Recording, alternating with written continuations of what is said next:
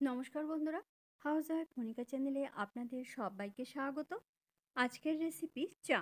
অনেকেই আছেন যারা চা বানাতে গেলে চায়ের কালার ঠিকমতো হয় না, তাদের জন্যই আমার আজকের এই রেসিপিটা। চায়ের কালার পারফেক্টভাবে আনার জন্য আমি কিভাবে চা বানিয়ে থাকি সেটাই আমি আজ আপনাদের সঙ্গে শেয়ার করব। চলুন তাহলে দেখে নেওয়া যাক আমার আজকের এই ভিডিওটি। কড়াইয়ে দিয়ে দিলাম বড় চামচের 1 চামচ চিনি।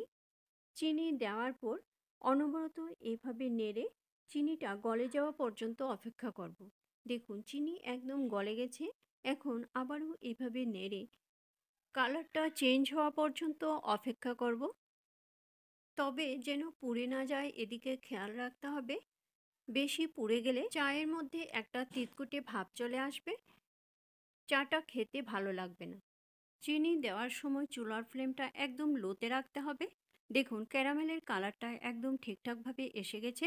এখন আমি এর মধ্যে 1 কাপ জল দিয়ে দিচ্ছি। জল দেওয়ার পর আস্তে আস্তে নাড়তে হবে, তাহলে ক্যারামেলটা জলের সঙ্গে মিশে যাবে। আমি আবারও হাফ কাপ জল দিয়ে দিলাম। আমি 1 কাপ চা বানাবো, তাই আমি 1.5 কাপ জল দিয়েছি। এখন এর মধ্যে দিয়ে দিলাম 2 চামচ চা পাতা। 1 কাপ চার জন্য 2 চামচ চা পাতাই যথেষ্ট। এখন চা ভালো করে ফুটিয়ে নেব।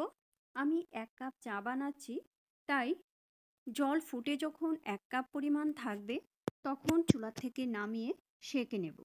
এইভাবে আপনারা কে কে চা বানিয়ে থাকেন সেটা কমেন্ট বক্সে অবশ্যই কমেন্ট করে জানাবেন।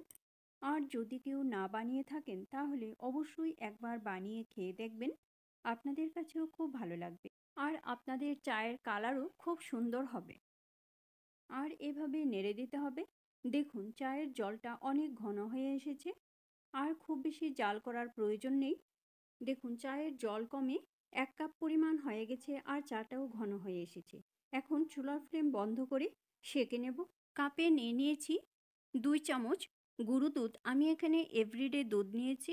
এখন চা ছাঁকার জন্য কাপের উপরে একটা ছাঁকুনি রেখে দিয়েছি।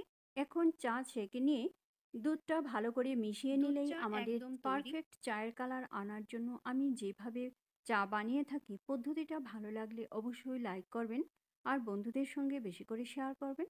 এইভাবে আপনারাও ট্রাই করবেন। আশা করি আপনাদের কাছেও খুব ভালো লাগবে আর আমাকে কমেন্ট করে জানাবেন কীরকম লাগলো। আমার চ্যানেলের নতুন দর্শক বন্ধু হয়ে থাকলে চ্যানেলটা সাবস্ক্রাইব করে আমার পাশে থাকবেন আর বেল আইকনটা অবশ্যই প্রেস করে দেবেন, কেননা আমি চ্যানেলে নতুন কোনো রেসিপি দিলে রেসিপিটা আপনাদের কাছে খুব তাড়াতাড়ি পৌঁছে যাবে। আপনাদের যদি কোনো রেসিপি দেখার ইচ্ছে থাকে তাহলে কমেন্ট বক্সে অবশ্যই কমেন্ট করে জানাবেন। আমি সেই রেসিপিটা আপনাদের সঙ্গে শেয়ার করার চেষ্টা করব। আবার আসবো নতুন কোনো রেসিপি নিয়ে। ভালো থাকবেন, সুস্থ থাকবেন। ধন্যবাদ।